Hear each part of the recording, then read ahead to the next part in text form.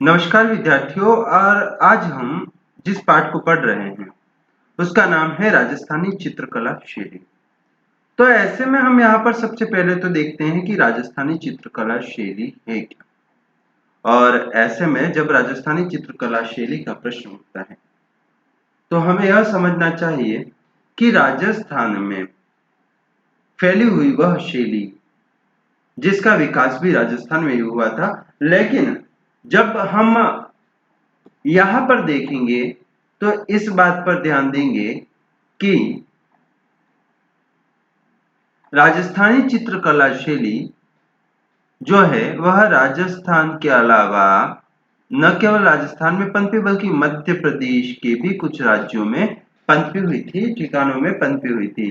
ऐसे में जैसे यहाँ पर कुछ उदाहरण दे रखे, मेवाड़, बूंदी, कोटा, जयपुर, बीकानेर, किशनगढ़, जोधपुर, मालवा, सिरोही आदि में पनपी हुई कला शैली थी। मतलब कि यदि प्रश्न सीधा सा आ जाता है कि राजस्थान शैली किसे कहते हैं, तो राजस्थान के विभिन्न भूभागों में पनपी, पल्लवित एवं विकसित हुई शैली राजस्थान शैली के नाम से जानी जाती हैं। इसका विकास मेवाड़, बूंदी, कोटा, जयपुर, बीकानेर, किशनगढ़, जोधपुर, मालवा और सिरोही रियासतों में हुआ था या प्रमुखता से हुआ था। अगली बात जो कि यहाँ पर दे रखी है, इसका समय काल। तो इसका जो समय काल है वह 16वीं सदी से 19वीं सदी के मध्य का है। यहाँ पर दे रखा है 16वीं सदी से 19वीं सदी के प्रारंभ के मध्य तक का समय जो है वह राजस्थान शैली के नाम से जाना जाता है। लेकिन क्या इस समय का बीच का जितना भी काम हुआ है वह राजस्थान शैली के नाम से जाना जाता है? तो नहीं। हम इस समय की बात तो कर रहे हैं, लेकिन इस समय के परिप्रेक्ष्य में हम देखते हैं कि कौन सी राजस्थान में विकसित हुई है, या यहाँ पर एक नक्शा दे रखा है, इस भूभाग में विकसित हुई है। तो यहाँ पर थोड़ा सा इस चीज को समझना होगा कि क्या राजस्थान के विविध भूभागों में विकसित हुई है। तो यदि हाँ, तो ऐसे में यह राजस्थानी शैली हो जाएगी। लेकिन यदि यह राजस्थान के भूभाग में विकसित नहीं हुई है, यहाँ पर देखो ये एक नक्शा दे रखा है। अब यहाँ पर जब इस हम नक्शे को देखते हैं तो एक बात जो सामने आती है, जैसलमेर, जोधपुर, बाड़मेर ये कुछ क्षेत्र है, और बीकानेर और ये तो हो गए मारवाड़। लेकिन यदि हम इसकी जगह देखें तो थोड़ा सा इस बात को और देखें कि यहाँ पर ये जयपुर दे रखा है, और जयपुर के आसपास का जो क्षेत्र है वह क्षेत्र है जिसे हम ढूंढाड़ के नाम से जानते हैं, ढूंढाड़ शैली। इसके अलावा एक और है हाड़ौती शैली। हाड़ौती शैली के अंतर्गत यहाँ पर जो दे रखा है, इसे थोड़ा सा हम देखेंगे तो यहाँ समझ में आ रहा है कि बिल्कुल नजदीक के हैं। कोटा, बूंदी और झालावाड़ ये जो क्षेत्र हैं वह बूंदी शैली के अंतर्गत आते हैं। यहाँ पर ये क्षेत्र जो है वह बूंदी शैली के अंतर्गत सम्मिलित किया जाता है। यहाँ पर इसी में एक और क्षेत्र जो है जिसे हम देखते हैं कि ढूंढाड़ शैली है, तो वह ये वाला क्षेत्र आ जाएगा लगभग। अब इसके अलावा इसी में जैसलमेर, जोधपुर, बाड़मेर, बीकानेर जैसी ये जगहें हैं। यहाँ पर जो विकसित हुई पल्लवित शैली है उसे हम मारवाड़ शैली के नाम से जानते हैं। अब कौन सी रह गई? मेवाड़ शैली। अब मेवाड़ शैली का जो स्थान है वह यहाँ उदयपुर और इसके आसपास का रहा है, मतलब यहाँ वाला क्षेत्र आएगा। तो अब इसको थोड़ा सा देखना, मैं वापिस इसको छोटा कर देता हूँ, आप आराम से समझ पाएंगे। यहाँ पर जो अलग अलग विभाजन होता है उसमें ये आपको दिख रहा है जो वह हो गया यहाँ पर, यह हो गया मारवाड़। मारवाड़ यहाँ आ जाएगा ढूंढाड़, यहाँ आ जाएगा हाड़ौती, और ये हो गया मेवाड़। ये राजस्थान की जो उपशैलियां हैं उनके नाम है। अब ऐसे में क्या होता है, ये जो उपशैलियां हैं इनके भी वापिस विविध क्षेत्र सामने आते हैं, जैसे किशनगढ़ है, बूंदी है, कोटा है, उदयपुर है, नाथद्वारा है, जो अपना प्रमुख स्थान रखते हैं। आगे देखते हैं हम। अब यहाँ पर जो मैप दे रखा है मैं समझा चुका हूं कि कैसे इसका विभाजन हुआ है। इसके अलावा हम एक और बात करना भूल गए कि यहाँ पर जो मालवा है, ये जो क्षेत्र है मध्य प्रदेश, इसमें आता है मालवा, राजस्थान के पड़ोसी क्षेत्र में आता है मालवा, तो इसको भी हमें ध्यान रखना है। अब यहाँ पर एक और बात जो महत्वपूर्ण है वह यह है कि आनंद कुमार स्वामी नामक जो विचारक हुए हैं या कला संबंधी लेखक हुए हैं, उन्होंने 1916 में एक पुस्तक लिखी जिस राजपूत पेंटिंग, और उसी में राजपूत चित्रकला नाम से इसे जाना है। क्यों जाना है? क्योंकि यहाँ के अधिकांश शासक और संरक्षक राजपूत राजा थे। तो इस चीज को ध्यान रखना है। ऐसे में थोड़ा सा और आगे बढ़ो तो आपको पता चलेगा कि यहाँ की कुछ विशेषताएं भी है। क्या विशेषताएं हैं? क्यों यहाँ पर इसको अलग से कहा? क्योंकि पहले तक जब बात हो ही रही थी तो आनंद कुमार स्वामी को अचानक से ऐसा क्या विचार आया कि उन्होंने कहा कि हम इसे राजपूत शैली के नाम से जाने। पहले तक भी सही था। तो अब ऐसे में पहले तक दिक्कत ये थी कि जो शैलियों की बात होती थी, ऐसे में राजस्थान शैली का कोई अस्तित्व नहीं था, मुगल शैली के अंतर्गत पढ़ा जाता था। अब ऐसे में आनंद कुमार स्वामी ने इसके दो भाग कर दिए, मुगल और राजपूत। अब कालांतर में फिर से इसके भाग किए गए, मतलब कि इसे पुनः भाग किया गया। अब पहले तक जो भाग किया उसमें मुगल और राजपूत को अलग पढ़ा जाता था, अब यहाँ पर मुगल को पढ़ा जाता है, राजस्थानी को अलग पढ़ा जाता है और पहाड़ी शैली को अलग पढ़ा जाता है। ये तीनों ही अलग अलग शैलियों के रूप में जानी जाती है, जिसके अलग अलग केंद्र है, जिसमें से राजस्थानी शैली को अभी पढ़ रहे हैं, मुगल और पहाड़ी को हम आगे पढ़ेंगे। अब ऐसे में यहाँ की विशेषता जो है, पहला तो विशेषता है यहाँ की कि चमकदार और सौम्य और चटकीले रंगों का प्रयोग हुआ है। दूसरा, नारी को सुंदर रूप में प्रस्तुत किया है, कमल की तरह तरह बड़ी बड़ी आंखें, लहराते हुए बाल, पारदर्शी कपड़ों से झांक रहे हैं, बड़े बड़े स्तन, पतली कमर, लंबी घुमावदार उंगलियां जैसी विशेषता यहाँ पर देखने को मिलती है। अब ये विशेषताओं के साथ ही यदि हम देखें तो कुछ बातें जो प्रमुखता से हमें ध्यान रखनी है, क्योंकि मैं पहले ही बता चुका हूं कि राजस्थान शैली जो है उसके अंतर्गत जब हम बात करते हैं तो इसके कई भेद होते हैं। राजस्थान शैली केवल राजस्थान शैली नहीं है। कौन से भाग हैं? तो इस चीज को थोड़ा सा समझ लेना, मैं यहाँ पर समझा दे रहा हूं आपको। राजस्थान शैली के 4 भाग हैं। एक है मेवाड़, दूसरा है मारवाड़, तीसरा है ढूंढाड़ और हाड़ौती। ये भाग जो है वह यहाँ पर इसके अंतर्गत सम्मिलित किए जाते हैं। अब ऐसे में इन भागों को देखने की कोशिश करते हैं या हम इन्हें पढ़ने की कोशिश करते हैं, तो ऐसे में सबसे पहले तो जो आती है मेवाड़ शैली। और मेवाड़ शैली मतलब क्या? तो मेवाड़ शैली मतलब एक ऐसी शैली जिसके अंतर्गत उदयपुर, नाथद्वारा, चावंड आदि को सम्मिलित किया जाता है। उदयपुर, नाथद्वारा, देवगढ़ और चावंड ये चारों ही सम्मिलित होती हैं, तो इन्हें हमें पढ़ना होता है।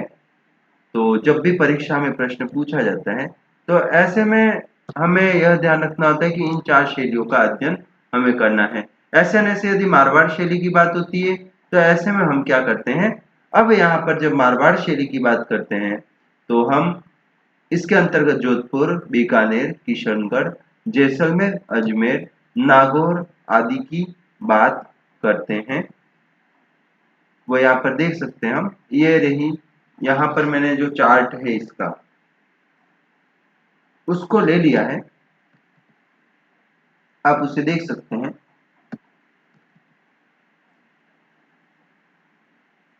अर्थात कि जब भी हम बात करेंगे विविध शैलियों की, तो ऐसे में हम याद रखेंगे कि मेवाड़ स्कूल, और मेवाड़ स्कूल के अंतर्गत हम यहाँ पर उदयपुर, नाथद्वारा, देवगढ़, चावंड को पढ़ेंगे। मारवाड़ के अंतर्गत जोधपुर, बीकानेर, किशनगढ़, जैसलमेर, अजमेर, नागौर को पढ़ेंगे। ढूंढाड़ के अंतर्गत आमेर, जयपुर, अलवर और नियारा को पढ़ेंगे। बूंदी के हाड़ौती के अंतर्गत बूंदी, कोटा, दुगारी को पढ़ेंगे। अब मैं आगे पढ़ाऊंगा, लेकिन उससे पहले इस बात को समझ लें कि नाथद्वारा जो है वो पिछवई के लिए जानी जाती है, जिसके बारे में हमेशा प्रश्न पूछा जाता है। किशनगढ़ जो कि बनी ठनी के लिए जानी जाती है, बनी ठनी, जिसे भारत की मोनालिसा के नाम से भी जाना जाता है। इसके अलावा जैसलमेर है, और इसके अलावा मूलतः बूंदी और कोटा, यह बूंदी जो है वो पशु पक्षी, और कोटा है वह शिकार के लिए प्रसिद्ध है। इसके अलावा एक और है बीकानेर, जिसको हम उस्ता कला के लिए जानते हैं, और साथ ही मथेरन कला के लिए जानते हैं। तो ये कुछ ऐसी बातें हैं जो आगे आएंगी, हम पढ़ेंगे तब भी ध्यान देंगे। तो ये कुछ बातें हैं, लेकिन अब उससे पहले हम समझ लेते हैं कि राजस्थानी शैली में जो काम हुआ है वह किस प्रकार का हुआ है। तो राजस्थान शैली में जो काम हुआ है वसली पर हुआ है। अभी आखिर वसली है क्या? तो वसली जो है वो हस्त निर्मित कागज है। कैसा कागज है? हस्त निर्मित कागज है। अब किस प्रकार का हस्त निर्मित कागज है? एक पतला कागज जिसको चिपका कर मोटा तैयार किया जाता है। मतलब एक पतला कागज, उस पे क्रम से एक के ऊपर एक पतला कागज चिपकाया जाता है, और इस तरीके से एक मोटा कागज तैयार हो जाता है। इसे वसली के नाम से जानते हैं। अगला प्रश्न, अब इसमें रंगों में क्या मिलाया जाता था? गोंद मिलाया जाता था, क्योंकि यहाँ पर खनिज रंग काम में लिए गए हैं, या फिर प्राकृतिक रंग काम में लिए गए हैं, या सोने चांदी के मतलब कि धात्विक और महंगे रंग काम में लिए गए हैं। इसके अलावा यहाँ पर कलाकार जो ब्रश काम में लेते थे वह ऊंट एवं गिलहरी के बालों का बना हुआ होता था। यह भी एक खास बात है जो परीक्षा की दृष्टि से महत्वपूर्ण है। तो प्रश्न आए कि राजस्थान चित्र शैली में ब्रश जो है वह किससे बना होता था? तो ऊंट व गिलहरी के बालों से बना हुआ होता था। आगे, अब यहाँ पर जो चित्रण की प्रक्रिया है, चित्रण की प्रक्रिया क्या है? अब यहाँ कलाकार सामूहिक रूप से चित्रण करते हैं। सबसे विशेष बात, जैसा कि एक कलाकार एक पेंटिंग बनाता है, इस तरीके से नहीं हो रहा है। यहाँ पर सामूहिक चित्रण किया जा रहा है। सामूहिक चित्रण मतलब क्या? इसमें मुख्य कलाकार प्रारंभिक चित्र अर्थात रेखांकन करता है, उसके पश्चात उसके शिष्य है वह चित्रांकन, रंग, वास्तुकला, परिदृश्य, जानवर आदि बनाते हैं। मुख्य कलाकार उसको अंतिम रूप देता है, और जब कागज पर या जो भी धरातल है उस पर चित्र का निर्माण हो जाता है, तो ऐसे में अब यहाँ पर जो लेखक है या सुलेखक है वह अपने लेख लिखता है। इस प्रकार से यहाँ पर चित्रण प्रक्रिया होती है। इसके अतिरिक्त राजस्थान शैली में विषयों की बात कर लेते हैं। किन विषयों से संबंधित चित्र बने? प्रश्न आ सकता है। तो राजस्थानी चित्रकला शैली के विषय है धार्मिक, मतलब कि राम, कृष्ण, वैष्णव संप्रदाय आदि।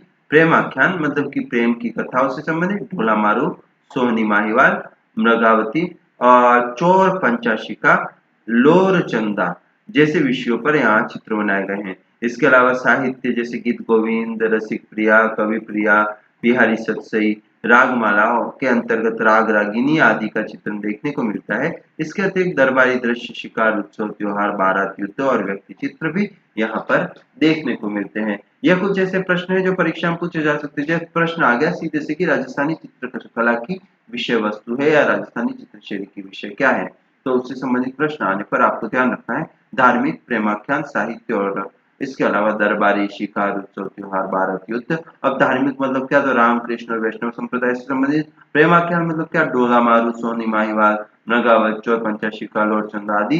साहित्य से संबंधित मतलब गीत गोविंद, रसिक प्रिया, कवि प्रिया, बिहारी सत्सई, रागमाला आदि। और दरबारी दृश्य, शिकार उत्सव, त्योहार, बारात, युद्ध, व्यक्ति चित्र आदि यहाँ पर चित्रित हुए हैं। ऐसे में हम जिन ग्रंथों की अभी बात कर रहे थे, साहित्यिक ग्रंथ, उन्हीं को वापिस से यहाँ पर देखेंगे क्योंकि ये आपके लिए महत्वपूर्ण है। तो सबसे पहला तो है गीत गोविंद। गीत गोविंद जो है वह संस्कृत भाषा का ग्रंथ है जिसे जयदेव द्वारा लिखा गया है और इसमें राधा और कृष्ण के बारे में जानकारी प्राप्त होती है। ऐसे ही अगला ग्रंथ है रसमंजरी, जो कि संस्कृत का है और भानुदत्त द्वारा लिखा गया, जिसका अर्थ होता है आनंद का गुलदस्ता। मतलब कि रसमंजरी का अर्थ होता है आनंद का गुलदस्ता। प्रश्न आ जाए रसमंजरी का अर्थ है तो आपको करना है आनंद का गुलदस्ता, ये क्या है, नायक और नायिका से संबंधित है। अगला कवि प्रिया। कवि प्रिया किसने लिखा, केशवदास ने लिखा। केशवदास कौन है, केशवदास ने रसिक प्रिया भी लिखी है। यह ओरछा के दरबारी कवि है। इन्होंने कवि प्रिया का निर्माण किया है। अब कवि प्रिया क्या है, तो ये कवि प्रिया जो है ओरछा की दरबारी जो गायिका थी राय परवीन, उसके लिए लिखा गया ग्रंथ है और इसमें 10वां अध्याय 12 मासा के नाम से जाना जाता है। 12 मासा मतलब 12 महीनों का वर्णन, जो कि 12 मासा चित्रण की जब भी बात करेंगे तो आपको याद रखना है 12 महीनों का वर्णन। अगला है बिहारी सत्सई। यह बिहारी द्वारा लिखा गया है, जो कि जयपुर के दरबारी कवि थे, हमें ध्यान रखना है जयपुर के दरबारी कवि थे। अगला है रागमाला। तो रागमाला जो है, रागमाला के अंतर्गत राग रागिनी का चित्रण देखने को मिलता है। अब ये राग रागिनी क्या है और कैसे है, इसको हम आगे देखते हैं।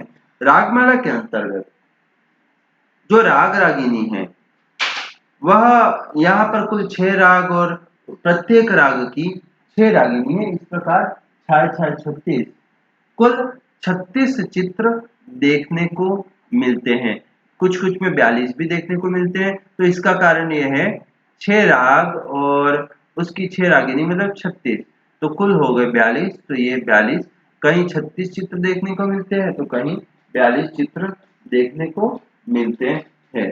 तो ये इस प्रकार से यहाँ पर चित्रण कार्य हुआ है।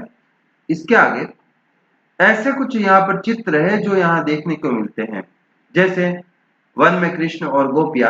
तो वन में कृष्ण और गोपिया एक चित्र है जो कि कहीं ना कहीं मेवाड़ शैली से संबंधित है और इसका संबंध जो है वह गीत गोविंद से है। गीत गोविंद जो कि पहले तक बताया जयदेव द्वारा लिखा गया ग्रंथ है और 12वीं सदी में लिखा गया है। तो इससे संबंधित जो चित्र है वह मेवाड़ में भी बने हैं। ये चित्र वर्तमान में मुंबई के छत्रपति शिवाजी महाराजा वास्तु संग्रहालय में संग्रहित है। अब ऐसे में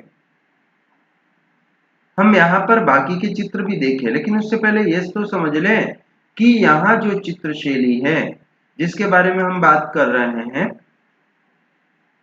कि किस प्रकार का कार्य हुआ है, तो ऐसे में सबसे पहले मेवाड़ स्कूल की बात कर लेते हैं। अब मेवाड़ स्कूल मतलब क्या, तो पहली बात यह है कि मेवाड़ के अंतर्गत हम उदयपुर, नाथद्वारा, देवगढ़ और चावंड की बात करते हैं। और जब इनकी बात करते हैं तो ऐसे में हमें यह ध्यान रखना है कि यहाँ पर जो चित्र बने हैं उसमें एक तो है चावंड शैली का, चावंड का है, चावंड का जो कि 1605 ईस्वी में नसीरुद्दीन द्वारा बनाया गया है, जिसे चावंड राग माला के रूप में जाना जाता है। अगला एक चित्र है जो कि महत्वपूर्ण है, जिसे हम पिछवाई के नाम से जानते हैं। प्रश्न आ सकता है पिछवाई का संबंध कहाँ से है, तो नाथ द्वारा से है। यह दो ऐसी महत्वपूर्ण बातें हैं जो कि आमतौर पर ज्यादा पूछी जाती है। इसके अलावा जो पूछा जाता है वह है यहाँ का प्राचीनतम ग्रंथ जो है सुपाषणाचर्यम शावक प्रतिक्रमण सूत्रचूर्णी। मतलब कि यह कहें कि मेवाड़ शैली के सबसे प्राचीनतम ग्रंथ है। लगभग 1260 ईस्वी में तो शावक प्रतिक्रमण सूत्रचूर्णी का निर्माण हुआ है और उसके बाद जो निर्माण हुआ है वह है सुपाषणाचर्यम का। तो ऐसे में हमको यहाँ याद रखना है कि तेजसिंह के शासनकाल में तेजसिंह के शासनकाल में तेजसिंह के शासनकाल में 1260 ईस्वी में श्रावक प्रतिक्रमण सूत्र चूर्णी नामक ग्रंथ का चित्रण हुआ है। ये मेवाड़ शैली का पहला चित्रित ग्रंथ है। दूसरा है सुपाहनाथचर्यम, मतलब इसको सुपाषना चरित्र भी कहते हैं। तो ये दो ग्रंथ हैं वह मेवाड़ शैली के प्रमुख ग्रंथों के तौर पर हम देख सकते हैं। ऐसे में जब हम मेवाड़ शैली की बात कर रहे हैं तो इनका नाम तो ध्यान रखना ही है।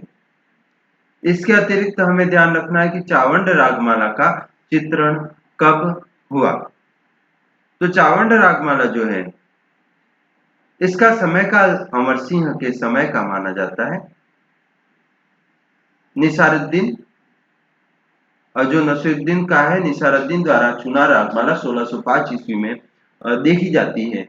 और इसके अलावा एक और रागमाला देखने को मिलती है जो कि बूंदी शैली में है, जिसे चुनार रागमाला के नाम से जानते हैं, जो 1591 ईस्वी में निर्मित हुई है। तो ये भी याद रखने का। इसके अलावा राजा जगत सिंह का समय जो है, जिस समय राजस्थान में शाहबुद्दीन मनोहर आदि कलाकार जो यहाँ पर देखने को मिलते हैं, उनके समय में रागमाला, रसिक प्रिया, भागवत पुराण, रामायण का युद्ध कांड जैसे चित्र बने हैं। हम इन चित्रों को भी आगे देखेंगे और आपको समझ में आ जाएगा कि कहाँ से इन चित्रों की बात होती है। इसके अलावा राम और जगन्नाथ जैसे कलाकार भी है जो महत्वपूर्ण है। मनोहर का रामायण का बालकांड जो कि यहाँ का एक प्रमुख चित्र है, यह भी देखने को मिलेगा। तो इस प्रकार के चित्रण कार्य यहाँ होता रहा है। इसके अलावा शाहबुद्दीन जो कलाकार है उसने भी यहाँ पर चित्रण कार्य किया है। कालांतर में नाथद्वारा, जो कि श्रीनाथ जी की राजधानी कही जा सकती है, श्रीनाथ जी का गढ़ कहा जा सकता है, जहाँ पर पिछवाई जो मैं अभी तक कहता रहा हूँ उसका चित्रण देखने को मिलता है। तो ये चित्र का संबंध मेवाड़ शैली से, और मेवाड़ शैली को राजस्थान की सबसे प्राचीन शैली के रूप में भी देखा जाता है। इसके अलावा यदि हम बात करते हैं तो यहाँ मारवाड़ शैली की बात होती है, और मारवाड़ शैली के अंतर्गत यदि देखें तो मारवाड़ शैली जो है वह बीकानेर जो कि प्रमुख है, और बीकानेर की स्थापना राव बीका ने 1488 ईस्वी में की थी, वही बीकानेर। अब यहाँ पर अनूप सिंह का शासनकाल जो रहा है, उनके समय में एक पुस्तकालय का निर्माण भी हुआ है। उसके अतिरिक्त यहाँ पर ऐसे चित्र बने हैं जिनका संबंध उस्ता कला से है, और उस्ता कला के जो कलाकार हैं जिनका नाम उस्ताद अली रजा है, या फिर और भी जो उस्ता कलाकार हैं जिन्होंने ऊँट की खाल पर चित्रण के रूप में काम किया है। इसके अलावा एक और कला जिसे मथेरन कहा जाता था, जिसका संबंध श्वेतांबर जैन संप्रदाय से है। मैं जो बोल रहा हूं उसको थोड़ा सा आप याद रखते जाएंगे, आपको याद हो जाएगा श्वेतांबर जैन संप्रदाय से है, उसके बारे में भी देखने को मिलता है। तो ये भी है। इसके अलावा किशनगढ़ है जहां पर बनी ठनी चित्र देखने को मिलता है, तो बनी ठनी भी करना है। और किशनगढ़ का बनी ठनी प्रमुख है, जिसके कि हम देख सकते हैं सावंत सिंह के समय बनी है, और निहाल चंद नामक चित्रकार ने बनाया है, जिस पर डाक टिकट भी बनाई गई है। इसके अलावा जोधपुर शैली, जोधपुर शैली में भी काफी कुछ कार्य हुआ है और श्रीनाथ जी से संबंधित कुछ चित्र यहाँ पर देखने को मिलते हैं। नाथ संप्रदाय वल्लभ पंथ से संबंधित चित्र देखने को मिलते हैं। इसके अतिरिक्त यदि हम देखें तो एक शैली जो सामने आती है ढूंढाड़ शैली, जिसमें जयपुर और जयपुर के अतिरिक्त आमेर जो कहा जाता है, यहाँ पर रसिक प्रिया, गीत गोविंद, बारहमासा, रागमाला जैसे चित्र बने हैं। और इसके अलावा यहाँ पर गोधुली वेला का एक चित्र है जो हम बाद में देखेंगे, तो वह भी देखने को मिलता है। तो इस प्रकार के चित्रों का निर्माण यहाँ पर हुआ है। इसके अतिरिक्त यदि हम बुंदी शैली की बात करते हैं तो हम कह ही रहे हैं कि पशु पक्षी के लिए खास है और कोटा शैली जो है वह शिकार की दृष्टि से खास है। तो हमको ये सभी ध्यान रखना है। अब ऐसे में यहाँ जो चित्रण कार्य हुआ है उसको यदि देखें तो हम चलते हैं और आगे देखते हैं कि यहाँ किस प्रकार के चित्र बने हैं और उनका क्या विशेष बात है। हमने यहाँ अभी मोटा मोटा देखा कि किस प्रकार से इन शैलियों को हमको याद रखना है, कौन सी राजस्थान की शैलियां हैं। अब ऐसे में जो बात आती है यहाँ पर कि इन शैलियों को किस तरीके से पढ़ें, तो सबसे पहले जो बात आ रही है मेवाड़ शैली की।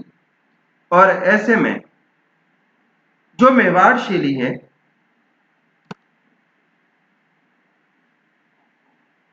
वह कहीं न कहीं राजस्थान की प्रारंभिक शैली है। जैसा कि यहां पर लिखा गया है, मेवाड़ शैली को राजस्थानी चित्रकला का प्रारंभिक महत्वपूर्ण केंद्र माना जाता है।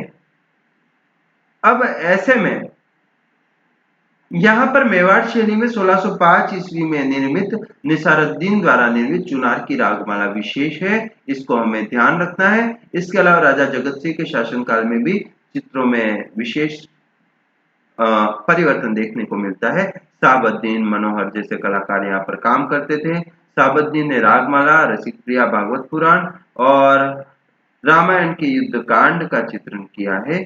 तो ये चित्र आगे हम देख रहे हैं, यहाँ पर एक चित्र दे रखा है रामायण का युद्ध कांड जो कि साबुद्दीन द्वारा चित्रित है।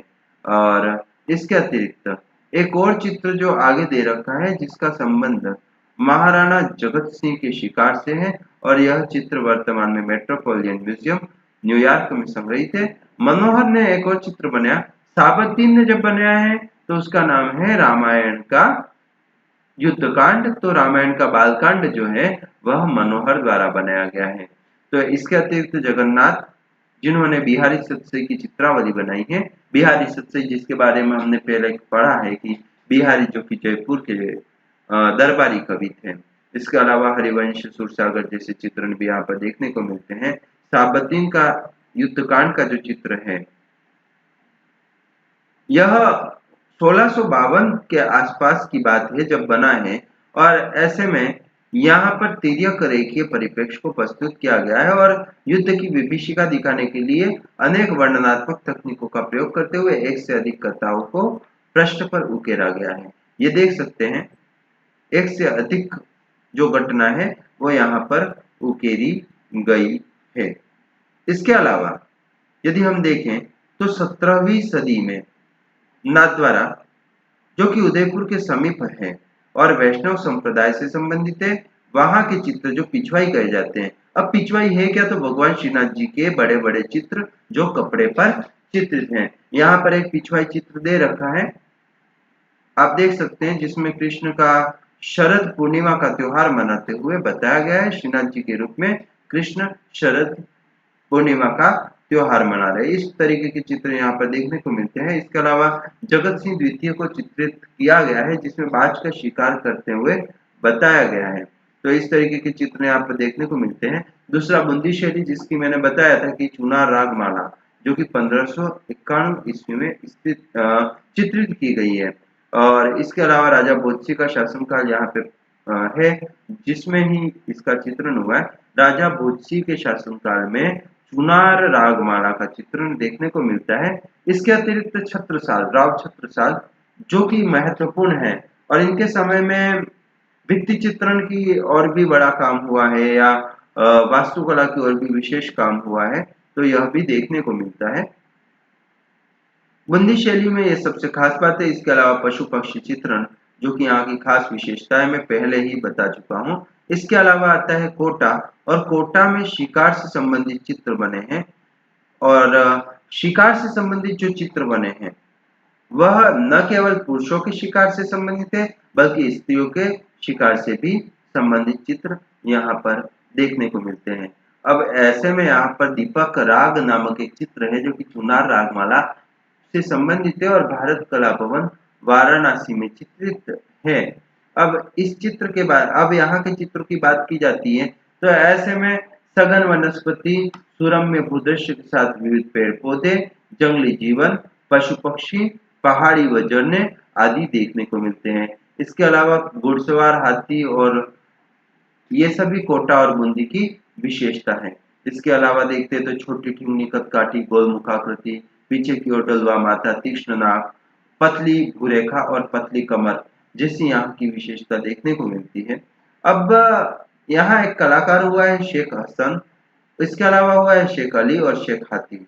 ये जो कलाकार हैं, इन्होंने जो रागमाला का चित्रण हुआ है उसमें अपना विशेष योगदान दिया है, और इनके बारे में ये भी पता चलता है कि ये मीर सैयद अली और ख्वाजा अब्दुल समद शिराजी के शिष्य थे। तो चुनार, जो कि बनारस के पास स्थित है, उससे संबंधित यहाँ पर देखने को मिलता है, इसीलिए यहाँ हम चुनार रागमाला को बूंदी की मानते हैं। अब इसके अलावा जो है अगला है अश्विनी चित्र, जो कि बूंदी से ही संबंधित है और मुंबई के एक संग्रहालय में पड़ा हुआ है। एक और चित्र कोटा चित्र शैली का ही। अब क्योंकि कोटा चित्र शैली के बारे में मैं बुंदी पढ़ रहे थे, बता चुका हूँ कि यहाँ शिकार के दृश्य को विशेष रूप से चित्रित किया गया है और पशु के शिकार को बताया गया है। यहाँ पर रतन सिंह के समय में जो कार्य हुआ है वह भी देखने को मिलता है। इसके अलावा जगत सिंह का शासनकाल हुए, और सबसे खास बात कि राम सिंह के समय में जो चित्र बनाए गए हैं वह अपनी एक विशेष पहचान रखते हैं, और उम्मेद सिंह के समय में जो बनाए गए हैं वह अपनी विशेष पहचान रखते हैं। तो कोटा के महाराजा राम सिंह प्रथम का शेरों का शिकार करते हुए एक चित्र यहाँ पर बताया गया है। यह चित्र कोटा शैली का है। इसके अतिरिक्त बीकानेर शैली, जिसके बारे में बता चुका हूँ कि राव बीका राठौर ने 1488 में बीकानेर की स्थापना की थी, और यहाँ पर अनूप सिंह ने एक पुस्तकालय बनाया था। इसके अतिरिक्त यदि हम देखें तो यहाँ उस्ताद अली रजा जो कलाकार थे उनका भी नाम आता है। इसके अतिरिक्त कुछ और कलाकार जैसे रुकनुद्दीन इब्राहिम नाथू आदि का नाम आता है। यहाँ पर भी रामायण, रसिक प्रिया, दुर्गा सप्तशती आदि के चित्र बने हैं। इसके अतिरिक्त जैसा कि पहले बता चुका हूँ, यहाँ पर जो कलाएं हैं उसमें मथेरन कला और उस्ता कला अपनी विशेष पहचान रखती है। इसके अलावा किशनगढ़ शैली के जो है किशन सिंह ने इसकी स्थापना की थी, किशनगढ़ की 1609 ईस्वी में। बाद में जब यहाँ शासक बने सावंत सिंह, तो सावंत सिंह के समय में विशेष कार्य हुआ है और निहाल चंद नामक कलाकार ने काफी चित्र बनाए हैं। यहाँ पर एक चित्र बनाया गया है जो कि निहाल चंद से संबंधित है। इसके अलावा जोधपुर चित्रकला शैली में विरजी द्वारा बनाया गया एक चित्र है जो कि रागमाला से संबंधित है और पाली में से जुड़ा हुआ है। तो इसके अलावा महाराजा जसवंत सिंह के समय में भी चित्रण हुआ है, और छवि चित्रण और दरबारी जीवन का चित्र यहाँ पर देखने को मिलता है। एक चित्र है ढोला मारू, जिसका संबंध जोधपुर से है, और ढोला मारू किस शैली का चित्र है, परीक्षा में प्रश्न आ सकता है। इसके अतिरिक्त यदि देखें तो रामायण, महाभारत, पंचतंत्र और इसके अलावा शिव पुराण जैसे जो विषय हैं इनके चित्र यहाँ पर देखने को मिलते हैं। इसके अलावा दुर्गादास राठौर का समय जो है वो यहाँ के लिए विशेष है। तो ये कुछ ऐसी विशेषताएं हैं जो यहाँ महत्वपूर्ण है। इसके अलावा जयपुर, और जयपुर में इसकी राजधानी क्योंकि पहले आमेर थी तो आमेर में भी चित्रण हुआ है, और राजा भारमल ने अपनी बेटी की शादी अकबर से करवाई थी, तो यहाँ पर मुगल शैली का भी थोड़ा सा प्रभाव देखने को मिलता है। फिर बाद में समय जयसिंह के समय में जयपुर जो है वह विशेष कलात्मक रूप में सामने आता है। यहाँ पर रसिक प्रिया, गीत गोविंद, 12 मास आदि का चित्र देखने को मिलता है। और जैसा मैंने बताया था, एक चित्र है गोधूली का समय, जो कि राष्ट्रीय संग्रहालय नई दिल्ली में संग्रहित है। यह जयपुर शैली का चित्र है। और इसके अतिरिक्त यहाँ मोहम्मद शाह व अन्य कलाकार जैसे कि साहिब रामादी ने चित्रशाला में काम किया है और अच्छे-अच्छे चित्र बनाए हैं। बाद में सवाई ईश्वरी सिंह के समय में भी कुछ चित्र बने, जैसे हाथी की सवारी, सूअर बाघ का शिकार, हाथी के झगड़े आदि। इसके अतिरिक्त जब सवाई प्रताप सिंह यहाँ के शासक थे, तब मुगल कला का प्रभाव पुनः कम होने लगा था, तो ये यहाँ की बात आती है। प्रताप सिंह के समय लगभग 50 कलाकार यहाँ पे काम करते थे, मतलब कि काफी उन्नत काम यहाँ पर हो रहा था। गीत गोविंद, रागमाला, भागवत पुराण यहाँ विशेष है। 19वीं सदी तक यहाँ पर काम होता है और 19वीं सदी के आरंभ तक काम होता है। सोने और चांदी के रंगों का राजस्थान शैली में विशेष तौर पर प्रयोग हुआ है। अब ऐसे में कुछ चित्र है, जैसे भागवत पुराण है। भागवत पुराण का चित्र यहाँ पर दिया गया है। तो यह चित्र मालवा से संबंधित है और इसमें कृष्ण की लीलाओं को बताया गया है, भागवत पुराण। इसके अतिरिक्त एक चित्र है मरुरागिनी। मरुरागिनी मेवाड़ शैली से संबंधित चित्र है। वैसे तो जैसा कहा कि डोला मारू जो है वह जोधपुर का विषय है, लेकिन यहाँ पर मेवाड़ से संबंधित एक चित्र देखने को मिलता है। इसके चितारा जो है या चित्रकार है वह साहबुद्दीन है, जिन्होंने 1628 ईस्वी के आसपास इस चित्र का निर्माण किया है। और इसके अतिरिक्त यह चित्र है वह ये कहे हम कि चमकदार रंगों से बना है, प्राथमिक रंगों से बना है और शारीरिक सुंदरता को इसमें दिखाया गया है। इसके अतिरिक्त एक चित्र है राजा अनिरुद्ध सिंहाड़ा का चित्र। राजा अनिरुद्ध सिंहाड़ा का जो चित्र है वह कहीं-कहीं राजा अनिरुद्ध सिंह हीरा के चित्र के नाम से भी जाना जाता है, जिसे तुलसीराम द्वारा चित्रित किया गया है 1680 में।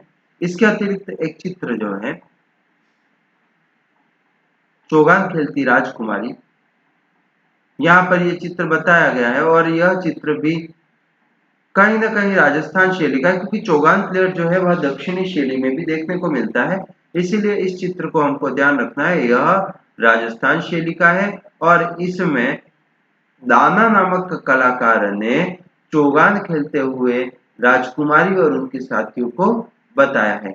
यह जोधपुर शैली का चित्र है और 1810 के आसपास बनाया गया और राष्ट्रीय संग्रहालय नई दिल्ली में संग्रहित है। इसके अतिरिक्त एक और चित्र जिसे हम झूले पर कृष्ण व उदास राधा, झूले पर कृष्ण व उदास राधा, मतलब कि एक चित्र जिसमें कृष्ण बैठे हुए, राधा बैठी हुई है और राधा उदास मुद्रा में है। तो इस तरीके का एक चित्र है जिसका संबंध रसिक प्रिया से है और नूरुद्दीन नामक चित्रकार ने बनाया है। बीकानेर शैली से संबंधित चित्र है और इसके अतिरिक्त इसमें चमकदार रंगों का प्रयोग, जैसा कि देख सकते हैं, हरा भरा और विविध घास, पीछे झूलते हुए उदास राधा आईने में देखते हुए और इस तरीके का जो एक दृश्य है उसके बारे में बात की गई है। और इसके अलावा यहाँ पर जो सबसे प्रमुख चित्र है बनी ठनी, जिसका संबंध किशनगढ़ से है और ऐसे में ये बनी ठनी जो चित्र है वह राष्ट्रीय संग्रहालय में नई दिल्ली में संग्रहित है।